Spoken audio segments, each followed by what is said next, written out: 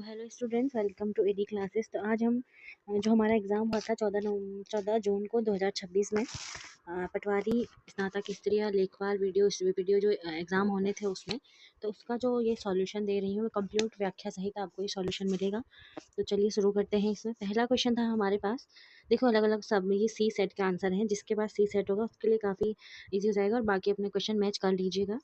तो पहला क्वेश्चन है हमारे पास, यदि अंग्रेजी वर्णमाला को दो बराबर हिस्सों में बाँट लिया जाता है, विभाजित किया जाए और भाग का क्रम उलट दिया जाता है, इस व्यवस्था में सभी स्वरों को हटाने के बाद कौन सा अक्षर ठीक बीच में होगा? तो मतलब स्वर बोल रहे हैं तो ए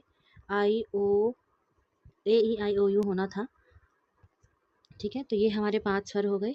तो जिसमें कि ये मैंने यहाँ पे क्रम लगाया हुआ है A B C D E F G H I J K L M N O P Q R S T U V W X Y Z. ये हो गए 13 से 1 से 13 तक और 14 से 26 तक। ठीक है, फिर पहला भाग जो था क्रम उलटने पर, उसमें था कि M L K J I H G F E D C B A, इसमें हमने जो स्वर थे हमारे इन्हें हटा देना था। दूसरा भाग वैसा ही रहेगा, एन ओ पी ये वाला जो भाग था, S T U R W X Y Z, क्योंकि इसमें ही स्वर थे सारे। और जो नई श्रृंखला बनेगी हमारे पास, M L K J I H G F E D C E A N O P Q R S T U V W X Y Z. तो ये था इसका वो। नेक्स्ट उसके बाद इसका जो टॉपिक आएगा सेकंड, उसमें है सभी स्वरों को हटाने पर बोल रहा था। तो सभी स्वरों को जो हम हटा देते हैं जब, तो ए ई आई ओ यू मैंने कहा स्वर थे हमारे पास, तो हटाए जाने वाले स्वर थे ए ई ए पहले भाग से, और दूसरे भाग में जो नीचे वाला भाग था उसमें ओ और यू हटाना था। तो एम एल के जे एच जी एफ के बीच में आ रहा है एन, क्योंकि 11 इधर हो जाएंगे और 11 इधर हो जाएंगे, क्योंकि 5 स्वर थे, है ना।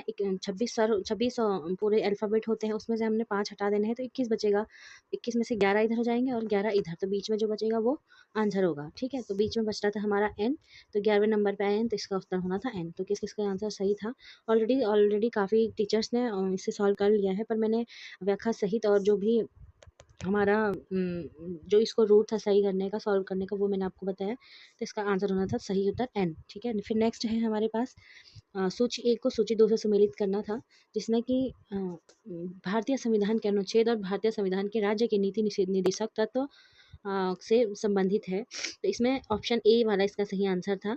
अब इसको मैं पूरा सॉल्व करूँ तो ऑप्शन ए में हमारे पास ए का 3 था, ए का ये वाला था 3, और बी का 2 ही था, सी का 1 था और डी का 4 था। यानी कि ये बराबर बराबर में थे। तो अनुच्छेद ए है हमारे पास जो कृषि और पशुपालन के संगठन के लिए है। अनुच्छेद बी है सहकारी समितियों का उन्नयन, इसे 97वें संविधान संशोधन 2011 द्वारा जोड़ा गया था। उसके बाद है सी अनुच्छेद 48 जो था, 48 अनुच्छेद जो है उद्योगों के प्रबंधन में कर्मचारियों की भागीदारी, इसे 42वें संविधान संशोधन 1976 द्वारा जोड़ा गया। उसके बाद है अनुच्छेद डी, जिसमें कि पर्यावरण का संरक्षण और संवर्धन और वन तथा वन्य जीवों की रक्षा का प्रावधान है अनुच्छेद 48 ए में। ठीक है, इसके बाद है हमारे पास कुमाऊं के चंद राजाओं द्वारा लिया जाने वाला कर लिया जाता है, तो मैंने सीधा आंसर बता दिया है आपको। तो इसमें था सेना के द्वारा लिया जाने वाला कर है। तो चंद राजवंश के शासनकाल में राज्य की आय का मुख्य स्रोत विभिन्न प्रकार के टैक्स थे, जिन्हें सामूहिक रूप से 36 रकम 32 कलम कहा जाता था। इनमें से कटक एक सैन्य कर था, जो कि खर्चों के रख रखाव युद्ध के समय प्रजा से लिया जाता था। कुमाऊनी गढ़वाली भाषा में कटक का अर्थ सेना तथा लश्कर भी होता है। तो इसका आंसर था बी। ठीक, इसके बाद नेक्स्ट क्वेश्चन था हमारे पास, युग निम्नलिखित में जो भी सही कथन था उसको सही करना था। तो समय की एक विशेष अवधि के जो विशिष्ट विशेषताओं घटनाओं आदि से चिन्हित होती हैं। भूवैज्ञानिक घड़ी जो थी, सेकंड कथन था, पृथ्वी के संपूर्ण भूवैज्ञानिक भू आकृति इतिहास को दर्शाने वाली सर्पिल प्रणाली है। तो अगर आपने कॉन्सेप्ट क्लियर करे होंगे तो आपको सीधे सीधे इसका आंसर दोनों ही सही है ये। तो इसमें था कि कथन एक बिल्कुल सही है, क्योंकि इतिहास और विज्ञान दोनों ही युग में उस समय की विशिष्ट अवधि को कहते हैं, जिसमें किसी बड़े बदलाव, विशिष्ट विशेषताओं और आधार के अलग पर पहचाना जाता है युग और घटना को। और कथन 2 था, भूवैज्ञानिक कालक्रम तथा भूवैज्ञानिक घड़ी को अक्सर एक सर्पिल चित्र के रूप में दर्शाया जाता है, जो पृथ्वी के उत्पत्ति लगभग 4.6 अरब वर्ष से पहले से लेकर वर्तमान समय तक संपूर्ण भूवैज्ञानिक और जैविक इतिहास को क्रमिक रूप से दिखाता है। तो ये थे हमारे पास क्वेश्चन। फिर नेक्स्ट क्वेश्चन था चाचरी क्या है, तो ये लोक नृत्य और संस्कृति से क्वेश्चन आया हुआ था। तो जिसने लोक संस्कृति वाला क्लियर किया होगा तो उसे ये काफ़ी अच्छे से आता होगा। तो इसकी जो व्याख्या है, चांचरी उत्तराखंड के कुमाऊं और गढ़वाल दोनों क्षेत्रों में एक अत्यंत प्रसिद्ध और पारंपरिक गीत नृत्य है। मुख्य रूप से यह नृत्य बसंत ऋतु और मेलों जैसे बागेश्वर के उत्तरायणी मेले के लिए दौरान किया जाता है। इसमें डांसर एक अर्ध वृत्ताकार और वृत्ताकार घेरा बनाकर एक दूसरे के हाथ पकड़कर या कमर पर हाथ रखकर झूमते हुए गाते और थिरकते हैं, इसलिए यह केवल नृत्य न होकर एक संयुक्त गीत नृत्य है। तो पूछा गया था उसमें ऑप्शन सी था इसका आंसर, इसमें मैं कर नहीं पाई हूँ उसको, तो ऑप्शन सी में आया था गीत नृत्य केवल गीत। तो किस किस के क्वेश्चन सही थे कमेंट कर दीजिएगा, और नहीं थे तो नेक्स्ट टाइम के लिए आप एक क्वेश्चन को क्लियर कर लीजिए कहाँ से क्वेश्चन पूछा गया था। फिर नेक्स्ट है हमारे पास क्वेश्चन नंबर 6। वर्ष 2060 और 61 में गहन कृषि जिला कार्यक्रम परियोजना जो थी पायलट परियोजना हेतु कितने जिलों का चयन किया गया था, तो इसमें थे 7 जिले। अब किसी किसी का अलग क्वेश्चन है, बट ये मैंने डाटा से लिया है, तो ये क्वेश्चन काफ़ी इंपॉर्टेंट है। और नेक्स्ट जो आने वाला एग्जाम है, क्या पता उसमें भी पूछ ले। तो विस्तृत जो इसकी व्याख्या दूंगी मैं। कार्यक्रम का नाम था गहन कृषि जिला कार्यक्रम, और शुरुआत हुई थी इसकी भारत सरकार द्वारा 1960-61 में फोर्ड फाउंडेशन की तकनीकी सहयोग से शुरू किया गया था। और इसका उद्देश्य था चुनिंदा क्षेत्रों में किसानों को ऋण, बीज, उर्वरक, तकनीकी सहायता के साथ उपलब्ध कराकर खाद्यान्न उत्पादन, विशेषकर गेहूं और चावल में तीव्र वृद्धि करना। इसे भारत में हरित क्रांति का अग्रदूत भी माना जाता है। ठीक है, तो ये इसका वो था। तो इसमें कौन कौन से जिले शामिल किए गए थे नहीं भी देखेंगे हम अब। तो इसमें जो प्रथम जो जिले थे भारत के जिले थे, तो 7 जिले जो थे इसमें अलीगढ़ जो कि उत्तर प्रदेश से है, लुधियाना पंजाब, ताजपुर और तंजौर तमिलनाडु का जिला था, पश्चिम गोदावरी आंध्र प्रदेश, सदाबाद बिहार, रायपुर मध्य प्रदेश, पाली राजस्थान। और यह इस पायलट परियोजना के सफलता के बाद 1964-65 में इसका दायरा बढ़ाकर गहन कृषि क्षेत्र कार्यक्रम शुरू किया गया, जिसने आगे चलकर देश में उन्नत किस्म के बीजों के प्रयोग का रास्ता साफ किया। तो ये था हमारा 6 क्वेश्चन गहन कृषि से संबंधित जो भी पूछा गया था। फिर नेक्स्ट क्वेश्चन है हमारे पास क्वेश्चन नंबर 7। तो एक बच्चा कैलेंडर से था ये, और इसका आंसर कहीं सोमवार है और कहीं शुक्रवार है। ठीक है, तो इसका आंसर डी है, मतलब जो आंसर की नहीं आई है हमारी, तो उसमें तो इसका आंसर डी दिया गया है। पर कहीं जो किसी अगर हम अन्य प्लेटफॉर्म में देखते हैं तो इसका आंसर ए भी है। तो अब जो हमने जो आंसर की में दिया गया है तो उसे ही हम सही मानेंगे। तो क्वेश्चन था व्याख्या हमें 8 अगस्त 2078 से 1978 से 8 अगस्त 1986 के बीच कुल वर्षों को विषम दिनों की संख्या निकालनी थी। तो पहले विषम कैलेंडर है, अगर आपको डिटेल में कैलेंडर पढ़ना है तो मैं आपको अच्छे से पढ़ा सकती हूँ, आप कमेंट करके बता दीजिएगा। तो वर्षों के अंतर में हमें निकालना था, तो 1986 को हम 1978 से माइनस कर देंगे। ठीक है, फिर है इन 8 वर्षों के साधारण हमें लीप वर्ष याद करने थे। तो 1978 से 1986 के बीच आने वाले लीप वर्ष 2 लीप वर्ष थे, और इसमें कुल और संख्या यानी विषम दिन थे। तो विषम दिन निकालने के लिए 10 विषम दिन थे, तो इसको हम सीधे सीधे 10 से भाग कर देते हैं। 7 को 10 से भाग कर देंगे तो 7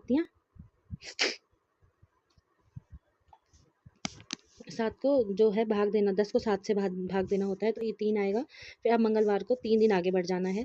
तो मंगलवार अगर 3 को मंगलवार है तो 4 5 6, तो क्या आएगा शुक्रवार, मंगल बुध बृहस्पति शुक्र, तो इसका आंसर था शुक्र। ठीक है, फिर नेक्स्ट है हमारे पास निम्नलिखित में से किसने शिक्षा हेतु टिहरी में कैंपबेल बोर्डिंग हाउस बनवाया था, तो इसका आंसर था कीर्ति साहा, डी आंसर था। टिहरी रियासत के राजा कीर्ति शाह ने अपने शासनकाल, जो कि इनका शासनकाल था 1892 से और 1913 तक में, आधुनिक शिक्षा और आधुनिक सुधारों पर विशेष ध्यान दिया था। उन्होंने टिहरी में आधुनिक शिक्षा को बढ़ावा देने के उद्देश्य में कैंपेबल बोर्डिंग की हाउस की स्थापना कराई थी।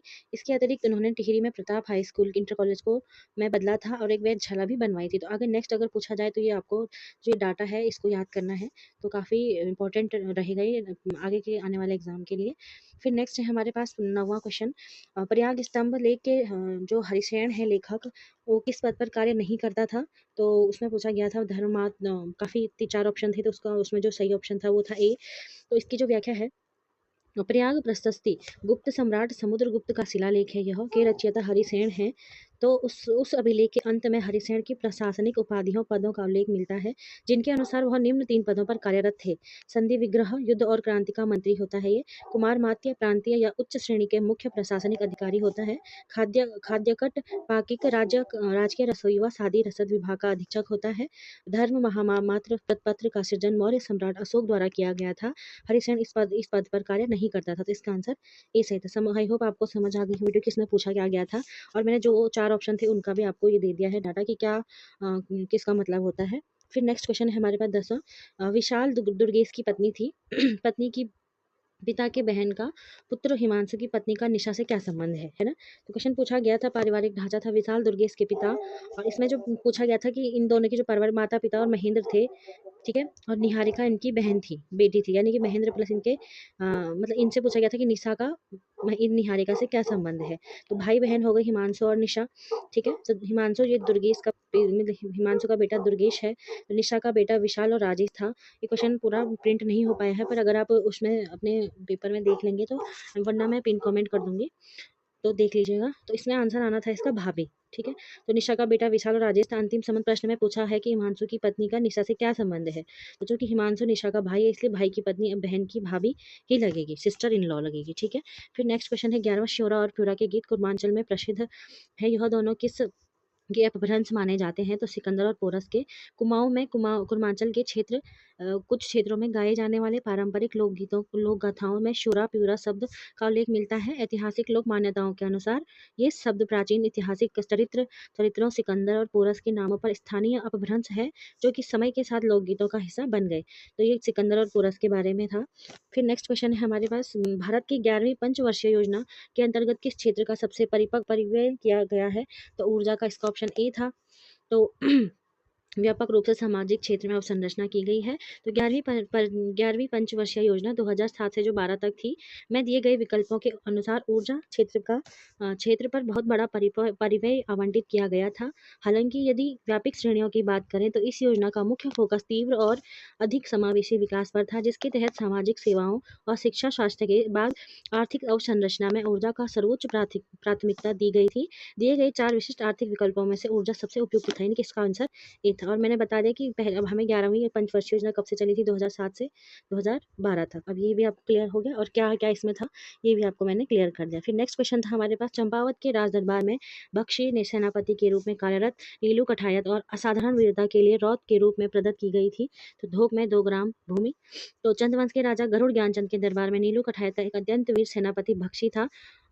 इसने तराई क्षेत्र में राजा के दुश्मनों सूबेदार निजामुद्दीन के सैनिकों को परास्त कर ऐतिहासिक विजय प्राप्त की थी। इस असाधारण वीरता से प्रसन्न होकर राजा गरुड़ ज्ञानचंद ने नीलू कठायत को या रौत भूमि दी थी, रौत की उपाधि भी दी थी। इसके साथ ही जागीर के रूप में धोक क्षेत्र में 2 गांव उपहार स्वरूप भेंट किए थे। रौत भूमि वह होती है जो युद्ध में वीरता दिखाने पर पुरस्कार के रूप में दी जाती है, और वह कर मुक्त होती है। तो मैंने बता दिया रौत भूमि क्या थी और किसने नीलू कठायत को ये दिया।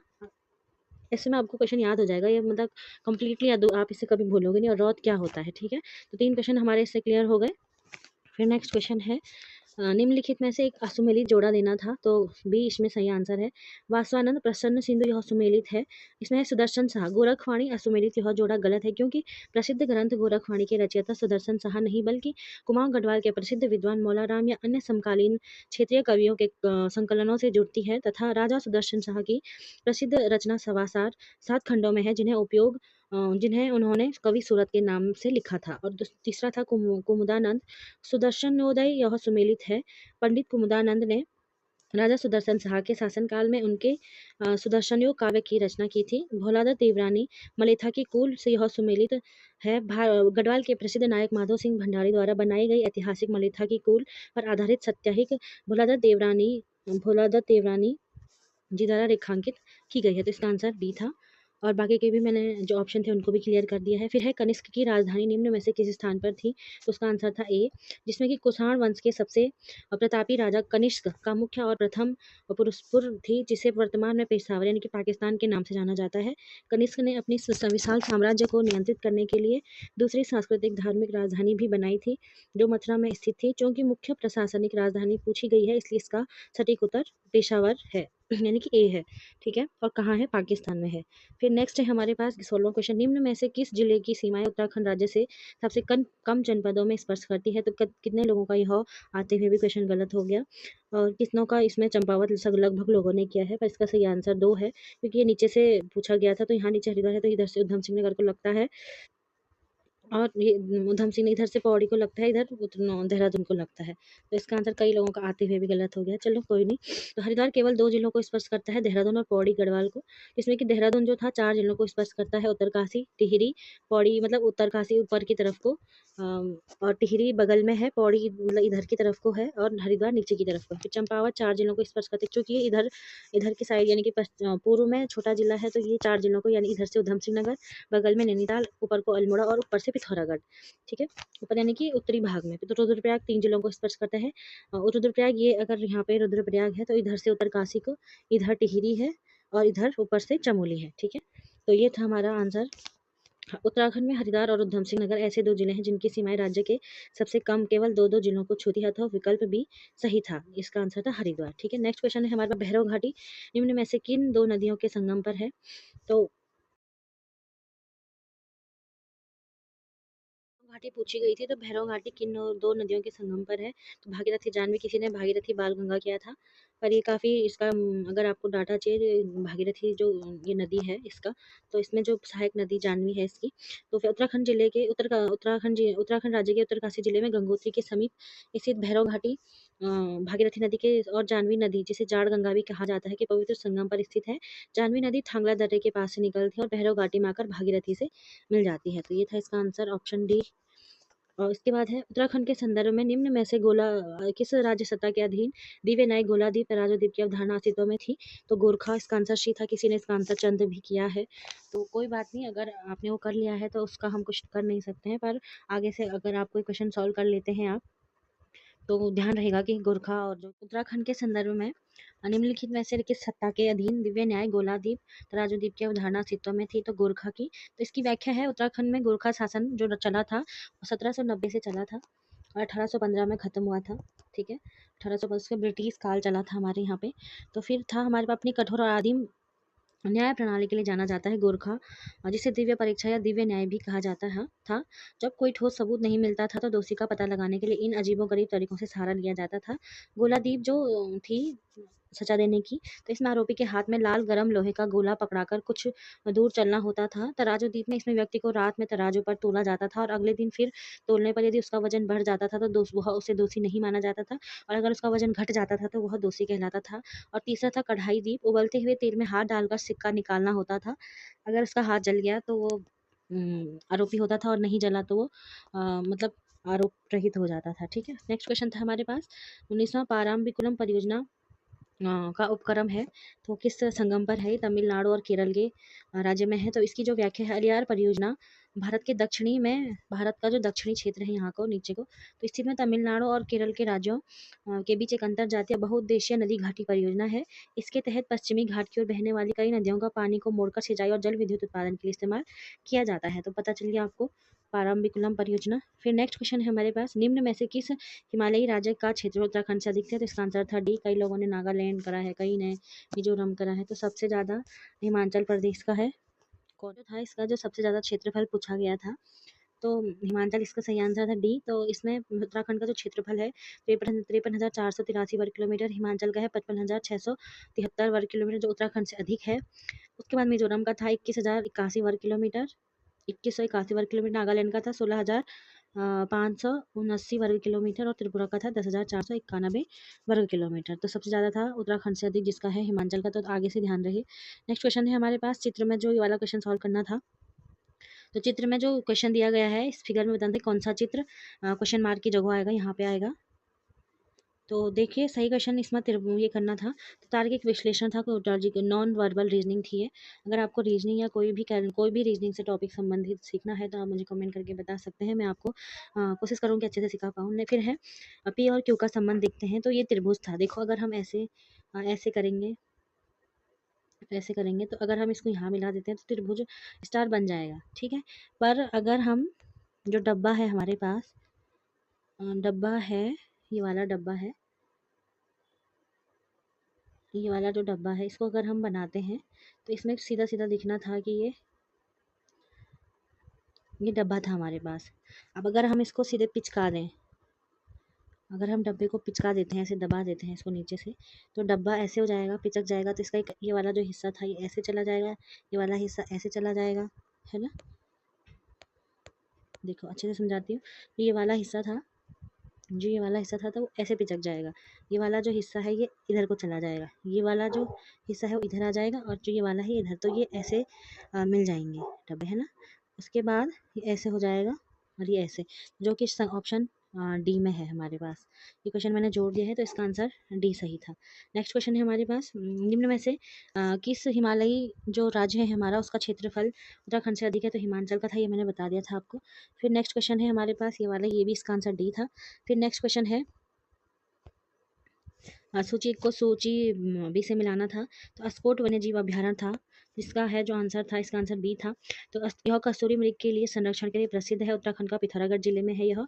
डोंडी ताल है और 6 कोनों वाले एक अत्यंत सुंदर सुंदर ताल है, जो ट्राउट मछलियों के लिए प्रसिद्ध है। यह उत्तरकाशी जिले में स्थित है, यहाँ से अस्सी गंगा नदी का उद्गम होता है। फिर तीसरा था कफनी ग्लेशियर, जो कि बागेश्वर में है स्थित है, पिंडारी ग्लेशियर के समीप स्थित है। और तीसरा था सोना नदी वन्यजीव या पौड़ी गढ़वाल में है, और कार्बेट राष्ट्रीय उद्यान के बफर जोन का हिस्सा है। ठीक है, तो इसका आंसर ए का 1 का बी था, यानी कि 2 का ए था, 3 का डी था, 4 का सी था। देख लेना आप चेक करके। नेक्स्ट क्वेश्चन है हमारे पास, the hill dialects of the Kumaon division.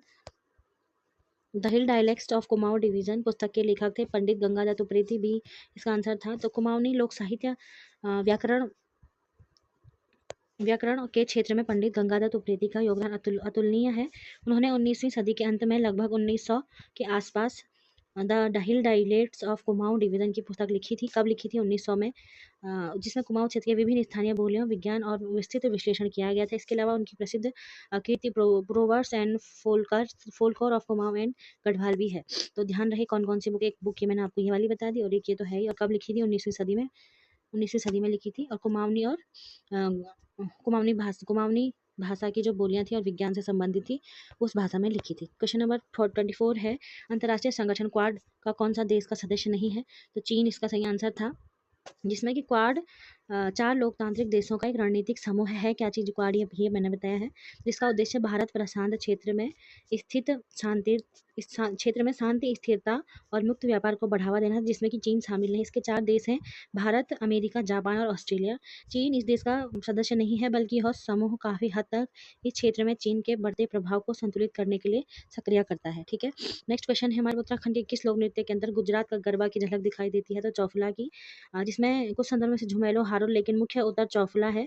व्याख्या इसकी ऐसी है कि उत्तराखंड के गढ़वाल क्षेत्र में प्रसिद्ध चौफला नृत्य स्त्री पुरुषों द्वारा सामूहिक रूप से वृत्ताकार घेरे में किया जाता है। इसमें ताली और थाप का विशेष महत्व है, और इसकी जो शैली गुजरात के प्रसिद्ध गरबा और असम के बिहू से काफी करीब ले आता है। इसमें श्रृंगार रस की प्रधानता होती है। ठीक है, नेक्स्ट क्वेश्चन है, किसकी अध्यक्षता में सन 1883 ईस्वी में अल्मोड़ा के इल्बर्ट बिल के समर्थन को इस सभा को आयोजन किया गया था। तो बुद्धि बल्लभ पंत की व्याख्या इसकी ऐसी है कि साल 1883 में तत्कालीन वाइसराय लॉर्ड रिपन ने इल्बर्ट बिल पेश किया था, जिसका उद्देश्य भारतीय न्यायाधीशों को यूरोपीय अपराधियों के मुकदमों की सुनवाई का अधिकार देना था।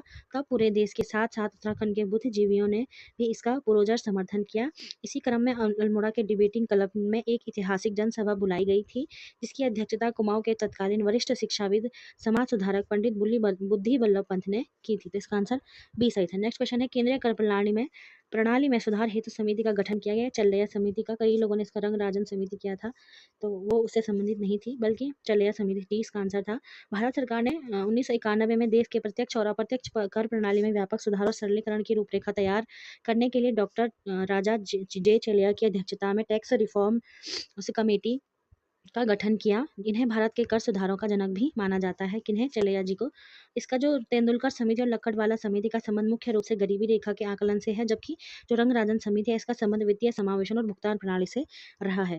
नेक्स्ट क्वेश्चन है हमारे पास 28वां, इतिहासकार बंदायूनी के अनुसार कुमाऊं का राजा रुद्रचंद शिवालिक की पहाड़ियों से होकर किस स्थान पर अकबर से मुलाकात करने पहुंचा था। तो लाहौर में, इसका आंसर सी था। या कई लोगों ने दिल्ली किया है। मुगल इतिहासकार अब्दुल कादिर बंदायूनी के ग्रंथ मुत मुंतखाब उत तवारीख के अनुसार, ये वाला है, इसको नोट कर लेना आप अगर आप नोट कर रहे हैं तो। मुंतखाब उत तवारीख के अनुसार 1588 में कुमाऊं के चंद शासक राजा रुद्रचंद्र ने मुगल सम्राट अकबर की स्वाधीनता अधीनता स्वीकार करने के लिए उनसे मुलाकात की थी। यह ऐतिहासिक मुलाकात लाहौर, जो उस समय मुगलों का एक प्रमुख प्रशासनिक केंद्र था, में हुई थी। रुद्रचंद अकबर के लिए कस्तूरी मृग की नाभि, याक की पूंछ, तिब्बती चीतों जैसे कई अनमोल पहाड़ी उपहार लेकर गए थे। तो ये इसका व्याख्या हो गई। नेक्स्ट क्वेश्चन है हमारे पास, द्वितीय कर्नाटक युद्ध के उपरांत कर्नाटक का नवाब निम्न में से किसे बनाया गया था? तो मोहम्मद अली को। द्वितीय कर्नाटक युद्ध 1749 और 1754 के तक चला था। कुमाऊं मुख्य रूप से हैदराबाद और कर्नाटक के सिंहासन के उत्तराधिकारी के लिए फ्रांसीसियों और अंग्रेजों के बीच लड़ा गया था। युद्ध के दौरान फ्रांसीसी समर्थक चंदा साहिब की हत्या कर दी गई थी। युद्ध की समाप्ति पांडिचेरी की संधि के बाद हुई थी। ब्रिटिश ईस्ट इंडिया कंपनी के समर्थन में अनवरुद्दीन के पुत्र मोहम्मद अली वालजाह, कहते हैं इन्हें, कर्नाटक का वैध नवाब बनाया गया था। तो ये इसकी व्याख्या कर दी मैंने। नेक्स्ट क्वेश्चन है हमारे पास, सूची 1 को सूची 2 से मिलाना था। बंदी, ये हमारी परीक्षा वाणी, अगर अब जिसने पढ़ी होगी तो उसमें पूरी लड़की बनाई हुई है, जो नई परीक्षा वाणी है।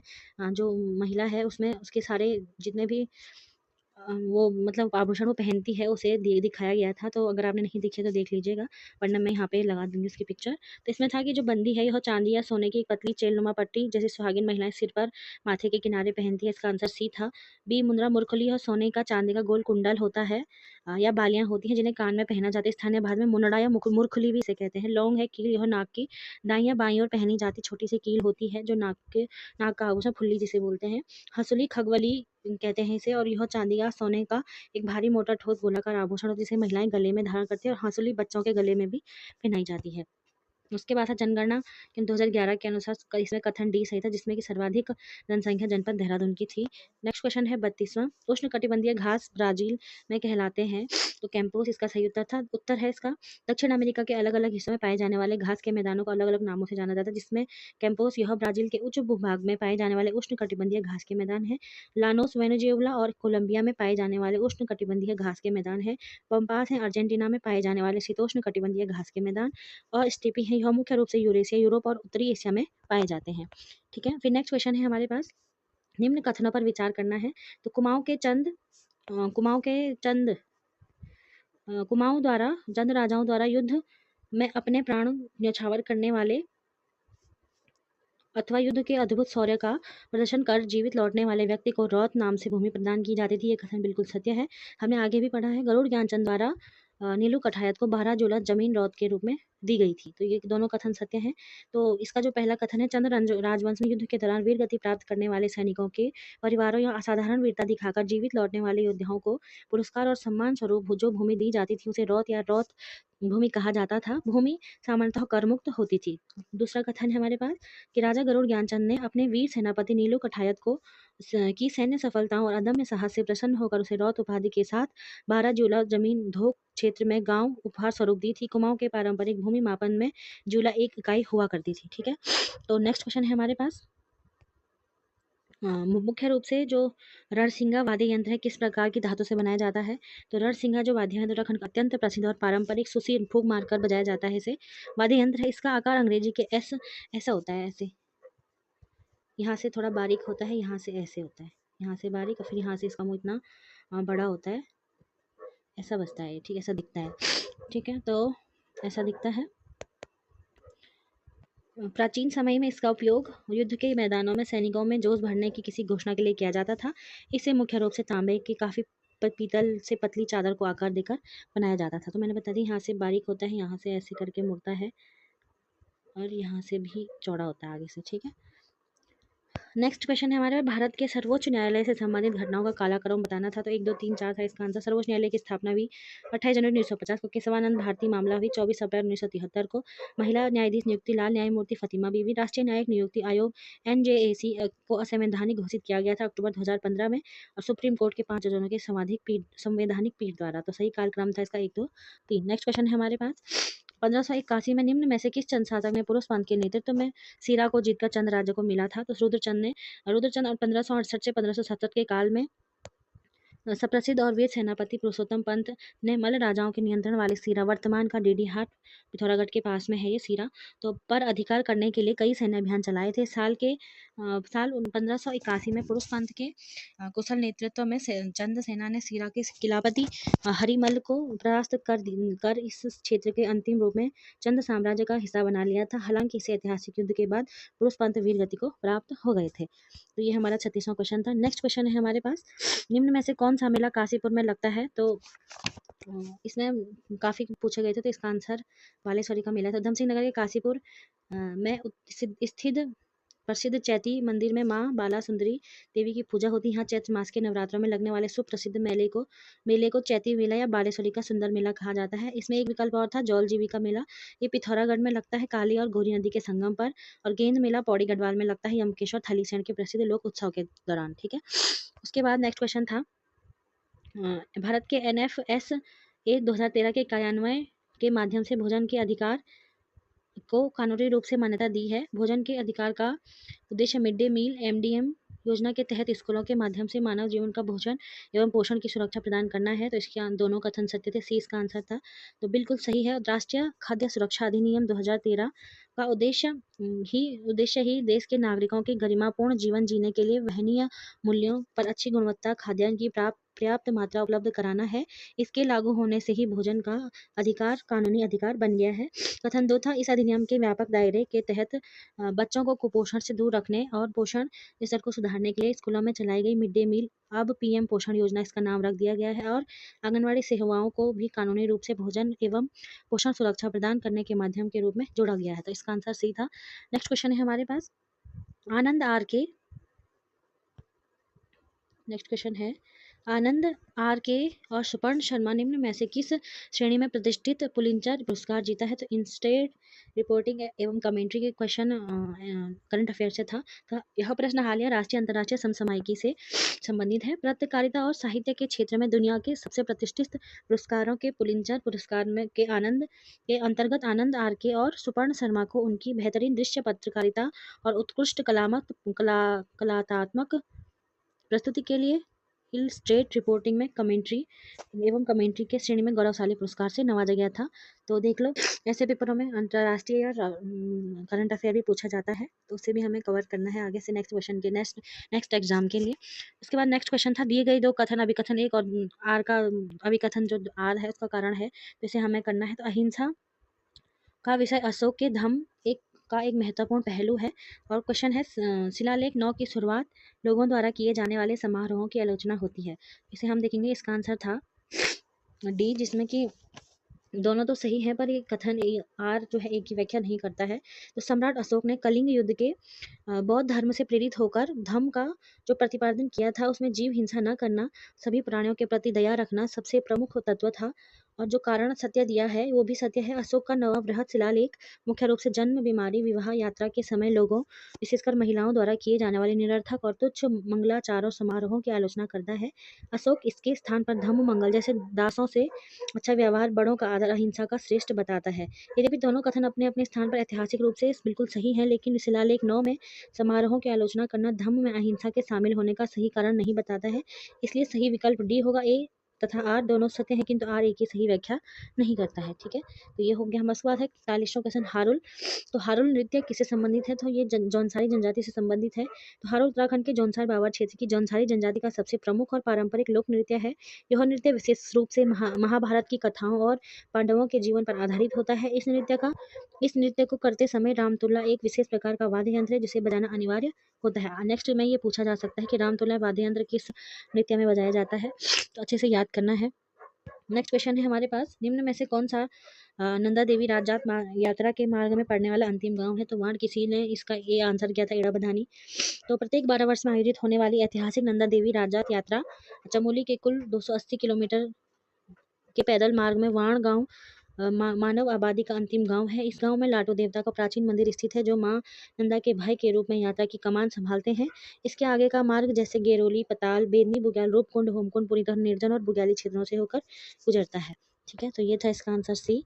नेक्स्ट क्वेश्चन है, इस क्वेश्चन में था कि चयन करना था, तो इसके हम देखेंगे अब इसके आंसर पर क्या आएगा। तो हमें देखना था इस श्रृंखला के प्रत्येक पद का जो पिछले पद का 3 गुना करके उसमें क्रमिक रूप से 3 घटते क्रम में बढ़ते क्रम में समायोजित प्राप्त हो रहा है। आइए पैटर्न को ध्यान से, तो पहला क्वेश्चन 7 18 ऐसा था ना डाटा, 7 18 51, फिर क्वेश्चन मार्क था, फिर था 150। ठीक है, तो इसको करना था हमें। और फिर चलो देखते हैं, तो 7 तियां हो जाता है हमारा 21, तो 21 में से अगर हम 3 माइनस करेंगे तो 18 आएगा। ठीक है, 18 आएगा। उसके बाद था 18 को अगर हम 3 से गुणा करें 54, तो फिर आएगा 51। 51 को अगर हम 3 से गुणा करते हैं तो 153 आता है।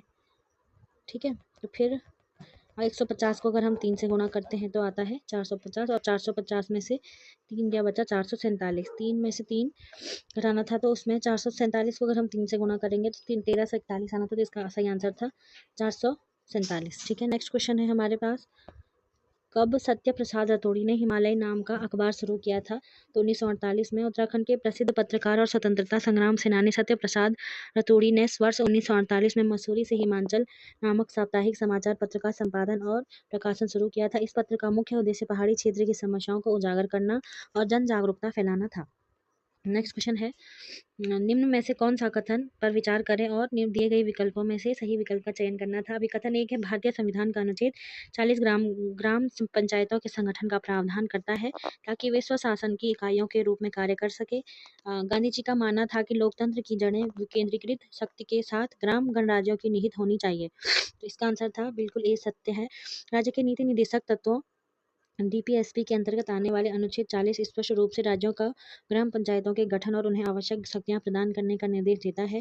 कारण 8 भी सत्य है। महात्मा गांधी के नाम स्वरोजगार, ग्राम स्वराज और सत्ता के विकेंद्रीकरण के प्रबल समर्थक थे। उनका मानना था कि सच्चा लोकतंत्र नीचे से यानी गांव से शुरू होना चाहिए। संबंध इनका कैसा है कि संविधान सभा ने गांधीवादी दर्शन को सम्मान देने और उनकी इसी विचार कारण आर को अमली जमा पहनाने के लिए कि अनुच्छेद 40 अभिकथन ए को संविधान में शामिल किया था। अतः कारण अभिकथन ए की बिल्कुल सही व्याख्या करता है, तो इसका आंसर ए था।